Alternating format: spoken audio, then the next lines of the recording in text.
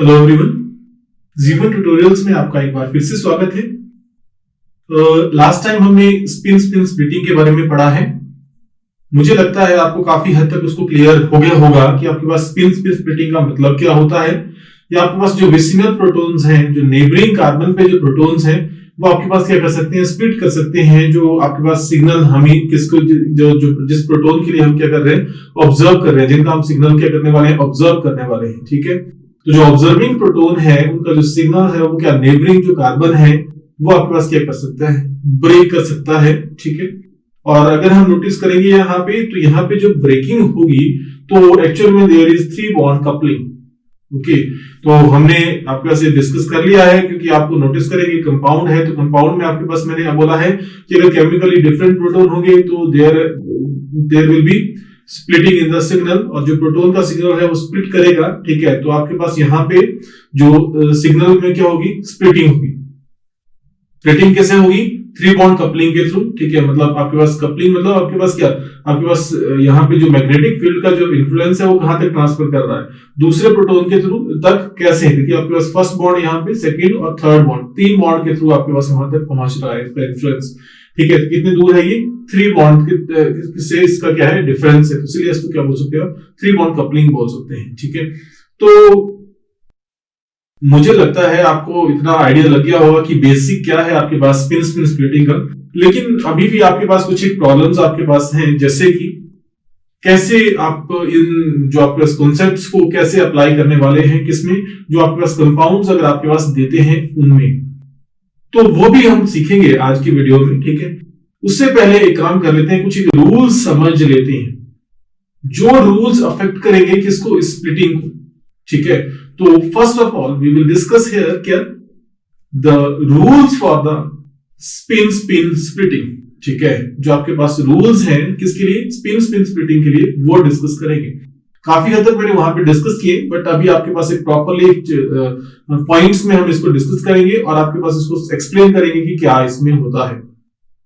पहला रूल आपको बहुत बार मैंने पिछली वीडियो में आपको ऐसा बताया था कि क्या, कि अगर आपके पास स्प्लिटिंग होनी है सिग्नल में, मतलब कि जो आपके पास यहाँ पे जो प्रोटॉन है जिसकी आपके पास एक एब्जॉर्प्शन वैल्यू आ रही है, जो पीक आ रही है, उसकी अगर स्प्लिटिंग होनी है तो उसकी स्प्लिटिंग तभी होगी अगर आपके पास जो नेबरिंग प्रोटॉन है वो क्या हो, केमिकली क्या हो, डिफरेंट हो।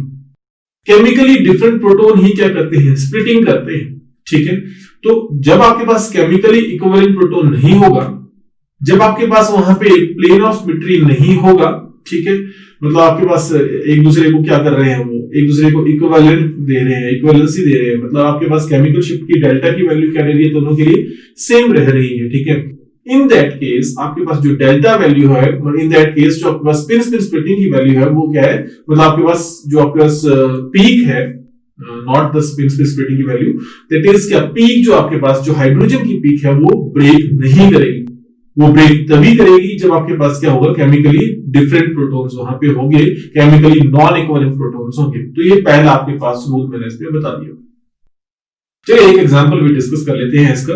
तो देखिए इस एग्जांपल में जो नीचे आपके पास एग्जांपल मैंने दिया है, इस एग्जांपल में आप नोटिस करेंगे यहाँ पे, ठीक है, यहाँ पे मैंने एक एल्डिहाइड लिया है, और ये एल्डिहाइड जो है इसमें आपके पास जो देखिए CH3 प्रोपेनएल्डिहाइड है, ठीक है, CH2 C double bond OH। ठीक है, अगर मैं यहां पे बात करता हूं प्रोपेनएल्डिहाइड में, तो सब जो प्रोटॉन है उनकी जो केमिकल शिफ्ट की वैल्यू है वो डिफरेंट रहने वाली है। ठीक है, देयर क्या, कितने टाइप के प्रोटॉन है वहां पे, there are total 3 types of protons. अगर वहां पे 3 टाइप ऑफ प्रोटॉन्स है वहां पे, तो आपके पास जो डेल्टा वैल्यू है, मतलब आपके पास क्या आएगी, 3 प्रोटॉन्स के लिए डिफरेंट आएगी। तो अगर डिफरेंट प्रोटॉन है तो मतलब वो क्या कर सकते हैं, स्प्लिटिंग कर सकते हैं। और आपने याद रखना है कि जब हम 1HNMR की बात करते हैं तो उसमें आपके पास क्या करते हैं, हम किसकी बात करते हैं, हम आपके पास 3 बॉन्ड कपलिंग की ही बात करेंगे। मतलब आपके पास क्या, जो विसिनल प्रोटॉन्स हैं वही क्या करेंगे, दूसरे प्रोटॉन्स की स्प्लिटिंग करेंगे। तो अब आपके पास एक दूसरे की स्प्लिटिंग करने वाले हैं, मतलब ठीक है, इसका मतलब ये हुआ कि अब आपके पास देखिए CH3 के जो प्रोटॉन्स हैं वो किसका सिग्नल स्प्लिट करने वाले हैं, जो CH2 का प्रोटॉन है उसकी स्प्लिटिंग करने वाले हैं। ठीक है, तो मतलब कि अब मेरे पास यहाँ पे जो CH3 है पहले उसका सिग्नल निकाल लेते हैं, फिर CH2 का निकालेंगे, फिर लास्ट में हाइड्रोजन का निकालेंगे।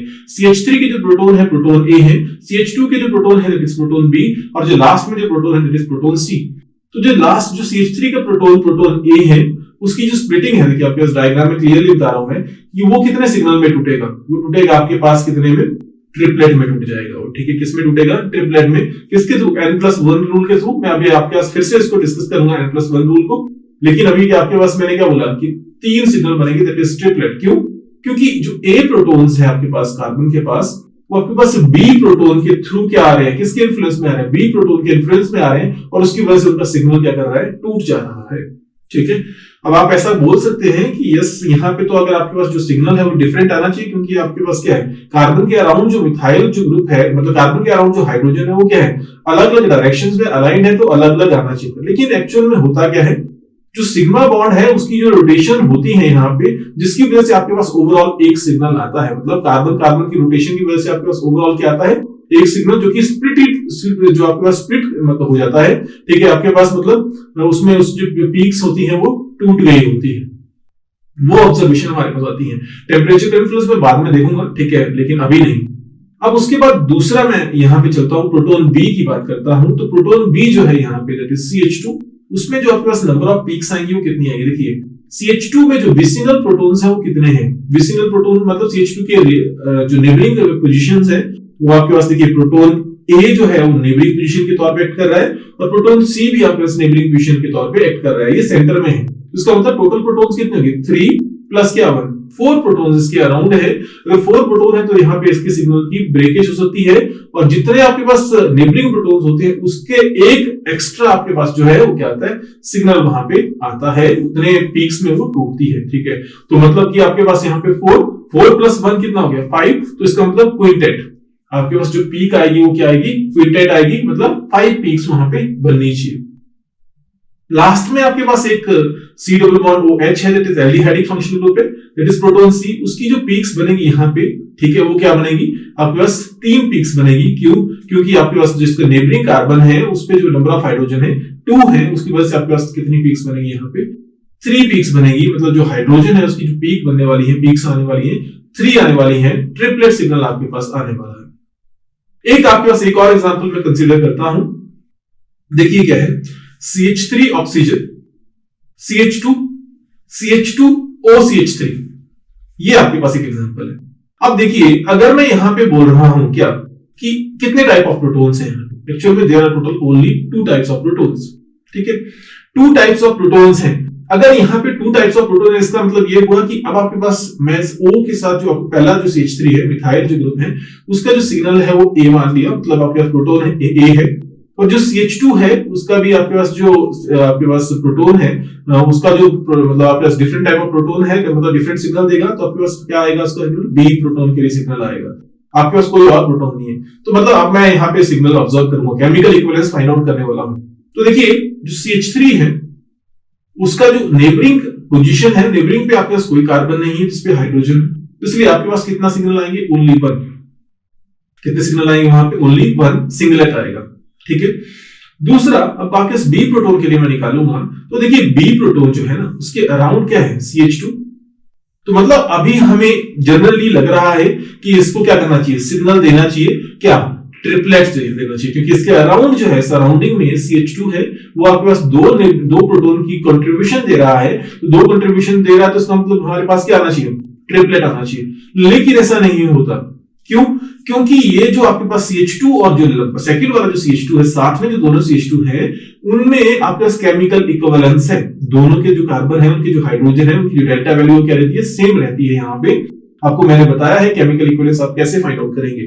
तो अगर ये दोनों की जो डेल्टा वैल्यू है वो सेम रहेगी, तो अब आपके पास यहाँ पे स्प्लिटिंग नहीं होगी। अगर आपके पास स्प्लिटिंग नहीं होगी तो मतलब अब आपके पास जो डेल्टा वैल्यू जो है वो इसकी क्या सेम है, तो इसका मतलब स्प्लिटिंग नहीं होगी, तो इसका मतलब अब आपके पास क्या होगा, ओनली 1 सिग्नल आएगा, वो भी आपके पास क्या होगा, अब यहाँ पे कोई डिफरेंट पीक्स नहीं बनेगी, कोई आपके पास ट्रिपलेट नहीं बनेगा, सिर्फ यहाँ पे क्या आएगा, सिंगलेट ऑब्जर्व होगा। तो अभी के लिए मैंने आपके साथ ये डिस्कस कर लिया क्या कि केमिकल इक्विवेलेंस कैसे अफेक्ट करती है, क्या केमिकल जो आपके पास स्पिन स्प्लिटिंग है उसको। मुझे लगता है ये 2 एग्जांपल आपको काफी हद तक क्लियरेंस देंगे कि आपको कैसे स्प्लिटिंग को देखना है। सेकंड एग्जांपल है, सेकंड आपके पास जो डिस्कशन कर रहा हूं मैं, सेकंड में आपके पास मैं मैग्नेटिक इक्विवेलेंस की बात कर रहा हूं। तो आपके पास ये याद रखना है, विसिनल प्रोटॉन तो आपके पास क्या कर रहे हैं, स्प्लिटिंग ऑफ सिग्नल कर रहे हैं only then when there is chemically non equivalence environment, ठीक है, या आपके पास chemically non equivalent protons there, ठीक है, जहां पे आपके पास क्या होंगे, केमिकली नॉन इक्विवेलेंट प्रोटॉन्स होंगे। लेकिन मैग्नेटिकली इक्विवेलेंस भी आपके पास रोल प्ले कर सकता है। एक्चुअल में मैग्नेटिक इक्विवेलेंस मतलब जेमिनल प्रोटॉन्स की मैं बात कर रहा हूं। तो जेमिनल प्रोटॉन्स वैसे आपके पास कभी भी सिग्नल को ब्रेक नहीं करते, वो ओनली तब ब्रेक करेंगे जब आपके पास मैग्नेटिक नॉन इक्विवेलेंस का फंडा वहां पे आएगा। मतलब आपके पास मैग्नेटिकली क्या होंगे, दोनों प्रोटॉन्स क्या होंगे, डिफरेंट होंगे। अगर दोनों प्रोटॉन्स मैग्नेटिकली डिफरेंट है तो ही आपके पास सिग्नल स्प्लिट करेगा, नहीं तो नहीं करेगा।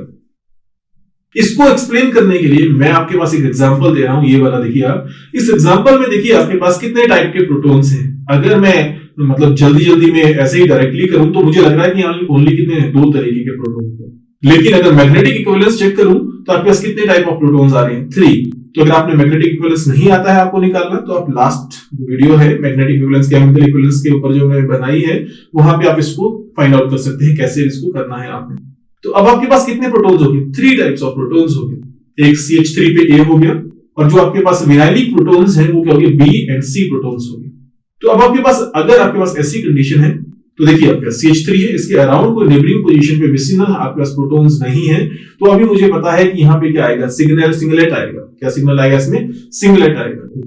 अब जो लास्ट में आपके पास प्रोटॉन है B एंड C, वैसे तो अगर आप नोटिस करेंगे वैसे तो नहीं आना चाहिए था इसका सिग्नल, लेकिन मैग्नेटिकली क्या है, दोनों डिफरेंट है। अगर मैग्नेटिकली दोनों डिफरेंट है तो क्या करेंगे, स्प्लिटिंग करवाएंगे सिग्नल की। अब मतलब कि अब यहाँ पे विसिनल प्रोटॉन्स की इसको जरूरत ही नहीं है, मतलब आपके पास नियर बाई अगर देखेंगे तो कोई विसिनल प्रोटॉन नहीं है, तो इसका सिंगलेट आना चाहिए था। लेकिन अब यहाँ पे जो सिग्नल आ रहा है वो क्या आ रहा है, डबलेट आ रहा है। क्या सिग्नल आ रहा है वहां पे, डबलेट। क्यों, क्योंकि आपके पास यहाँ पे बड़ा सिंपल है, क्या, क्योंकि यहाँ पे आपके पास जो प्रोटॉन है ना वो क्या है, मैग्नेटिकली क्या है, नॉन इक्विवेलेंट है। तो जो B और जो C है दोनों क्या देंगे, डबलेट सिग्नल देंगे, क्योंकि एक जो है दूसरे का सिग्नल स्प्लिट करेगा, दूसरा जो पहले का सिग्नल स्प्लिट करेगा। तो B और C दोनों का सिग्नल स्प्लिट करेंगे और आपके पास क्या आ जाएंगे, दोनों का सिग्नल डबलेट की फॉर्म में आएंगे। तो ये था मैग्नेटिक इक्विवेलेंस का फंडा जो आपको समझना था, ठीक है। तो केमिकल इक्विवेलेंस हो गया, मैग्नेटिक इक्विवेलेंस हो गया, ठीक है। तीसरा जल्दी से एक चीज देख लेते हैं कि नंबर ऑफ सिग्नल्स कैसे आप निकाल सकते हैं। आप नंबर ऑफ सिग्नल निकालते हैं ओनली किससे, n+1 रूल से। और उसकी अगर मुझे इंटेंसिटी निकालनी है तो इंटेंसिटी जो है आप किससे निकाल सकते हैं, कोफिशिएंट्स ऑफ किसके, बायनोमियल एक्सपेंशन के थ्रू आप क्या निकाल सकते हैं, आप उसकी इंटेंसिटी निकाल सकते हैं। और इंटेंसिटी वैसे आप पास्कल ट्रायंगल के थ्रू भी निकाल सकते हैं, वो पास्कल ट्रायंगल ही बनाता है। ये आपके पास जो इक्वेशन मैं बता रहा हूं, तो कैसे, मतलब 1 + x⁻n, n मतलब आपके पास नंबर ऑफ प्रोटॉन्स, ठीक है। उसके बेसिस पे आप n की वैल्यूज आप ऐड करेंगे और आप क्या करेंगे, यहाँ पे इंटेंसिटीज निकाल सकते हैं। तो एग्जांपल, जैसे एग्जांपल मान लीजिए 1 + x⁻, क्या लिखता हूं मैं, 1, नंबर ऑफ प्रोटॉन्स क्या है, 1 है। तो 1 है तो इसका मतलब क्या होगा, 1 प्लस क्या आ जाएगा, x अगर आ जाएगा तो x का कोएफिशिएंट 1 है, तो 1:1 रेशियो में आपके पास पीक आएगी इसमें, ठीक है। 1 प्लस क्या आ जाएगा, x⁻n, तो मतलब आपके पास क्या आ जाएगा, 1+1 मतलब डबलेट आएगा, और इंटेंसिटी क्या आएगी, 1:1 रेशियो में आएगी, ठीक है। सेकंड, 1 + x⁻², अगर आपके पास क्या है कि 1 + x⁻² है, तो अब आपके पास क्या आ जाएगा, a + b का होल स्क्वायर, ऐसे ही होता है ना। तो आपके पास क्या होता है, 1 प्लस क्या आ जाएगा, अब आपके पास दूसरा मैं क्या ले लेता हूं, जो इसका x² की वैल्यू लास्ट में लिख रहा हूं, ठीक है, प्लस क्या आ जाएगा, 2ab की जगह क्या आ जाएगा, 2 इंटू क्या आ जाएगा, x, ठीक है। तो मतलब कि 1 + 2x प्लस क्या, x² का जो कोएफिशिएंट है 1 है, तो मतलब आपके पास इंटेंसिटी क्या आएगी, 1 प्लस क्या, अब आपके पास यहाँ पे क्या आ गया, 2, मतलब सॉरी 1:2 क्या, 2:1, तो मतलब आपके पास इंटेंसिटी है इसकी 1:2:1, तो इससे आपने क्या निकाल दी, इसकी इंटेंसिटी निकाल दी। अब 1 + x⁻³ भी आप कर सकते हैं, ठीक है। वैसे ही जैसे क्या होता है 1 प्लस मतलब a + b का होल क्यूब है, ठीक है, वैसे भी आप इसको कर सकते हैं, ठीक है। तभी आपके पास क्या आएगा, 1:3:3:1, ठीक है। तो मैं इसको खोल के आपके पास यहाँ पे बता दिया, ठीक है। अब आपके पास मतलब ये इंटेंसिटी अगर मुझे निकालनी है तो आप इस फॉर्मूला के थ्रू निकाल सकते हैं। और आपके पास नंबर ऑफ सिग्नल्स जो आएंगे वो क्या आएंगे, जितनी आपके पास नंबर ऑफ वैल्यूज यहाँ पे आएंगी, ठीक है। जैसे 1:1 में आपके पास 2 वैल्यूज आ रही है, 1 और 1, 2 वैल्यूज, ठीक है। तो 2 सिग्नल, दो मतलब पीक्स आएंगे, 2 पीक्स में टूटने वाला है, ठीक है। आपके पास 1:2:1, तो मतलब आपके पास 3 पीक्स में आएगा। कितने पीक्स बनेंगे वहां पे? 3, क्योंकि आपके पास वहां पे जो आपके पास सिस्टम है वो क्या स्प्लिट कर गई, उसकी पीक्स है वो क्या कर गई, स्प्लिट कर गई और 3 पीक्स को बना रहा है, ट्रिपलेट। ठीक है, तो ये था आपके पास क्या जो नंबर ऑफ सिग्नल थे, ये आपके पास इंटेंसिटी ऑफ पीक्स है उसकी बात जो मैंने यहाँ पे डिस्कस कर ली। तो नेक्स्ट आपके पास जो इंटेंसिटी की मैं बात कर रहा हूँ उसको एक्सप्लेन कर देता हूँ। देखिए जो इंटेंसिटी है ना आपके पास, ठीक है, जो मैंने आपके पास किसके थ्रू, आपके पास यहाँ पे जो कोएफिशिएंट है किसके, बायनोमियल एक्सपेंशन के, उनके थ्रू आपको पता है। ठीक है, ये आपके पास इंटेंसिटीज हमेशा जो है उनकी क्या रहेंगी, सेम नहीं रहेंगी। जो डिफरेंट पीक्स बनेंगी आफ्टर स्प्लिटिंग वो क्या रहेंगी, उसकी इंटेंसिटी जरूरी नहीं है हमेशा सेम रहे, ये वो क्या हो सकती है, डिफरेंट हो सकती है। ठीक है, तो अगर आपके पास क्या डिफरेंट इंटेंसिटीज आ रही हैं, तो जो सबसे बाहर वाली जो पीक्स होंगी उसकी इंटेंसिटी क्या रहती है, लो रहती है, और जो अंदर आती हैं, इनसाइड आती हैं, उनकी इंटेंसिटी क्या रहती है, जनरली हायर रहती है। ठीक है, तो क्योंकि आपके पास जैसे 1:2:1, तो मतलब अंदर वाली जो पीक है उसकी जो इंटेंसिटी है वो क्या लार्जर है, 2 तक चलेगी। ठीक है, और आपके पास अगर 1:3:1 मतलब अंदर वाली पीक है 3:3, मतलब इंटेंसिटी क्या चलेगी, राइज करेगी। ठीक है, तो अंदर वाली जो पीक्स हैं, जो इनसाइड वाली जो पीक्स हैं, उनकी क्या होगी, आपके पास इंटेंसिटी ज्यादा होगी, और बाहर वाली जो पीक्स है उनकी इंटेंसिटी कम रहेगी। तो ये मैंने आपको बता दिया कि क्या जो आपके पास रूल्स हैं किसके लिए, जो स्पिन स्प्लिटिंग के लिए जो रूल्स थे वो थे। ठीक है, अब हम इसके एग्जांपल डिस्कस कर लेते हैं कि कैसे हमने इसको अप्लाई करना है। हालांकि मैंने केमिकल इक्विवेलेंस और जो मैग्नेटिक इक्विवेलेंस का जो रूल आपके पास बताया, ठीक है, उसके थ्रू आपको एक्सप्लेन कर दिया, पर अब हमें कुछ एक एग्जांपल डिस्कस कर लेने चाहिए जिसकी वजह से आपके पास ये इजी हो जाएगा आपके लिए कि क्या मतलब आप अदर क्वेश्चंस में उसको अप्लाई कर सकते हैं। तो इन द फर्स्ट कंपाउंड जो आपके पास एस्टर मैंने दिया है, ठीक है, तो आपके पास मैंने एस्टर लिखा है। ठीक है, देखिए CH3COO CH2 CH3, number of signals मैंने इसमें निकालने हैं। पहले तो आपको क्या लगाना पड़ेगा, केमिकल इक्विवेलेंस वाला फंडा लगाना पड़ेगा कि केमिकली नॉन इक्विवेलेंट प्रोटॉन कितने हैं। ठीक है, तो मतलब आपके पास अगर मैं देखूं तो C+O जो CH3, फर्स्ट आपके पास जो CH3 है उसका एनवायरनमेंट कंप्लीटली डिफरेंट है, तो डेल्टा वैल्यू इसके लिए क्या आएगी, डिफरेंट आएगी। प्रोटॉन A मैंने रिप्रेजेंट कर दिया।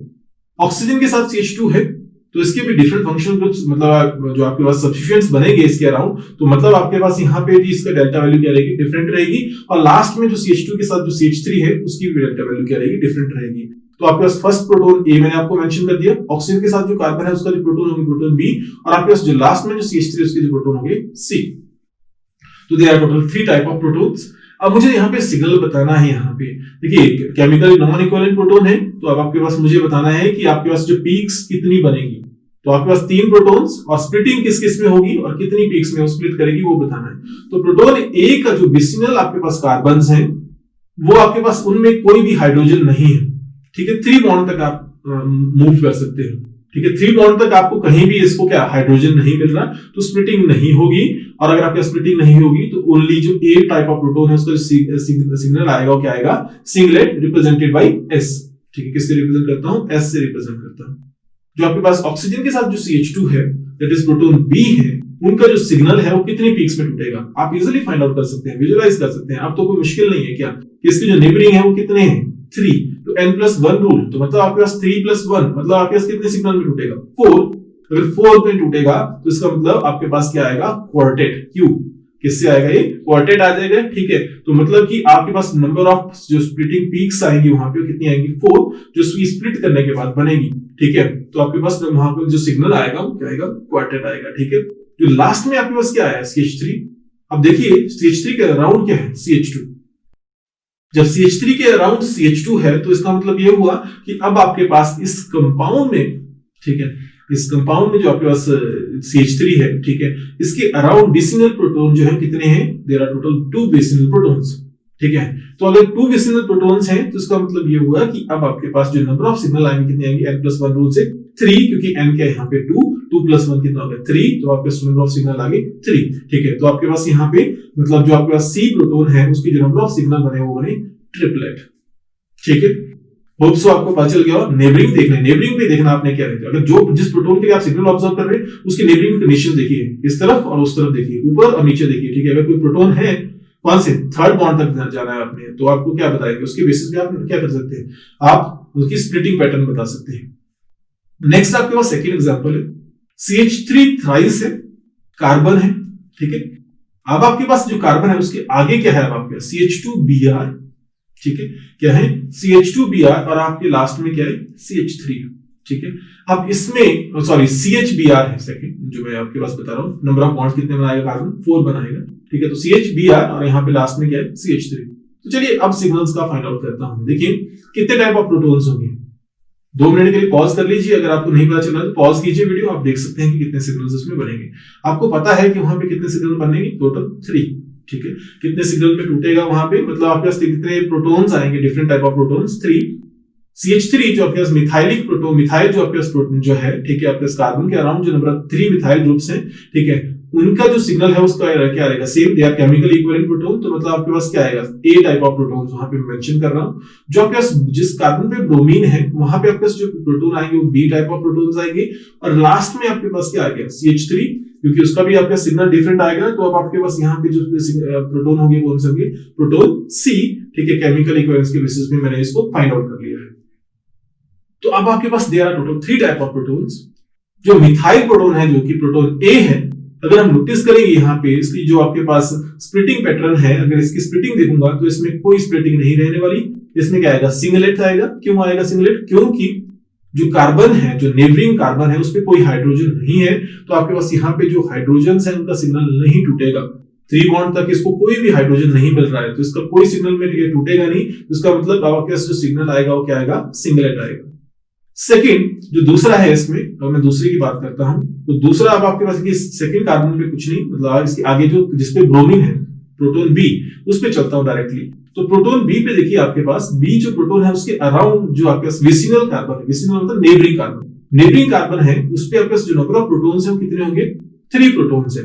तो 3 प्रोटॉन्स हैं, तो 3 प्रोटॉन मतलब n क्या हो गया 3, तो n3 हो गया, तो 3 + 1 होता है, एक सिग्नल हमें, एक जो है मतलब ऊपर जाती है पीक, ठीक है। तो 3 + 1 मतलब 4 पीक्स वहां पे बनेगी। तो मतलब B टाइप ऑफ प्रोटॉन्स के जो नंबर ऑफ सिग्नल आएंगे कितने आएंगे, 4 सिग्नल आपके पास आएंगे, ठीक है।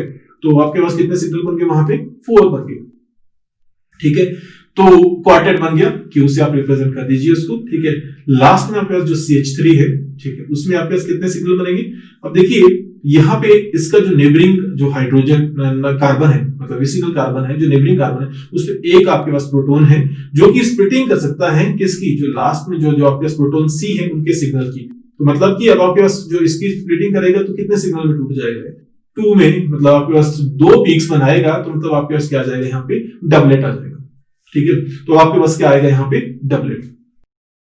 नेक्स्ट देखते हैं, अगर आप नेक्स्ट में बात करूं तो आपके पास देखिए नेक्स्ट है आपके पास जो एग्जांपल दिया उसमें बेंजीन के आपके फर्स्ट एंड फोर्थ पोजीशन पे क्या है, मिथाइल ग्रुप्स। अब आपके पास मैंने नंबर ऑफ प्रोटॉन्स निकालने हैं, तो आपको पता है जो आपके पास बेंजीन पे नंबर ऑफ प्रोटॉन्स जो दिए हैं, ठीक है, 2, 3 और आपके पास कौन सा 5 और 6 पोजीशन पे, वो सारे के सारे क्या इक्विवेलेंट प्रोटॉन है, प्रोटॉन B मान रहा हूं अभी के लिए मैं उसको। और जो आपके पास मिथाइल है ऊपर, उसके जो नीचे वाला मिथाइल उसके भी प्रोटॉन इक्विवेलेंट है, तो प्रोटॉन A ऊपर वाला भी हो गया, नीचे वाला भी प्रोटॉन A हो गया, ठीक है। तो there are total 2 type of protons, क्या A and B type of protons. अब आपके पास यहाँ पे मैंने आपको बोला कि इक्विवेलेंस, केमिकल इक्विवेलेंस देखिए CH3 का तो सिग्नल नहीं टूटने वाला, क्योंकि आपके पास जो विसिनल कार्बन है उस पर कोई हाइड्रोजन नहीं है, ठीक है। विसिनल कार्बन पे कोई हाइड्रोजन नहीं है।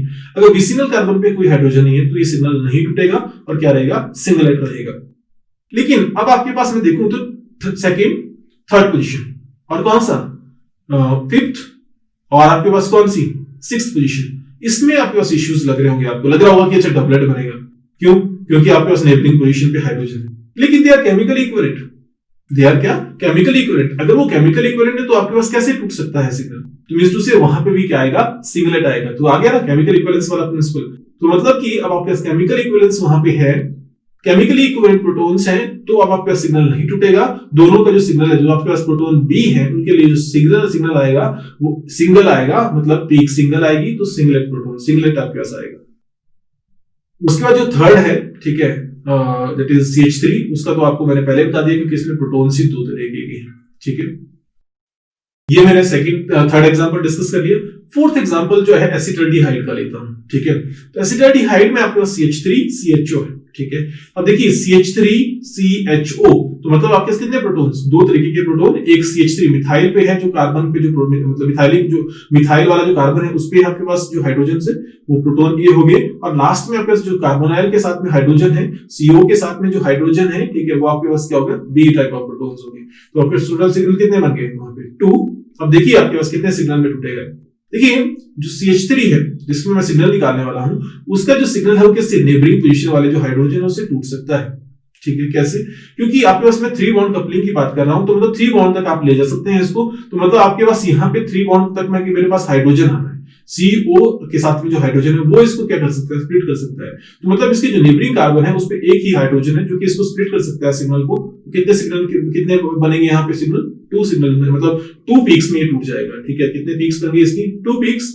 अगर यहाँ पे 2 पीक्स यहाँ पे बन गई है तो आपको पता चल गया है कि कितने पीक्स में ये टूटने वाला है। ठीक है, अब आपका A जो प्रोटॉन है उसके जो सिग्नल टूटा वो कितने पीक्स में बन गए, 2 में, और जो B प्रोटॉन है उसके सिग्नल कितने में टूटेगा, क्योंकि अगर आपके पास A का टूट गया किससे, B से, तो B का भी टूटेगा A से, तो B का जो है किससे टूटेगा, जो CH3 के प्रोटॉन है उससे। N मतलब आपके पास 3 है यहाँ पे, तो 3 + 1 हो गया 4, तो आपके पास टोटल जो सिग्नल मतलब पीक्स वहां पे टूटेगी वो कितने में बनेगी, टोटल पीक्स होगी 4। ठीक है, मतलब 4 पीक्स में टूटेगा, क्विंटेट बनेगा, सॉरी क्वार्टेट बनेगा, नॉट क्विंटेट, क्वार्टेट। 4 के लिए क्वार्टेट, 5 के लिए क्विंटेट, ठीक है, 6 के लिए सेक्सटेट, ठीक है, 7 के लिए सेप्टेट। ठीक है, तो आपने ध्यान रखना है, अगर मेरी कुछ बोलने में कुछ गड़बड़ हो जाए तो प्लीज आप ध्यान रखना कि आपके पास 4 मतलब क्वार्टेट, 5 मतलब क्विंटेट।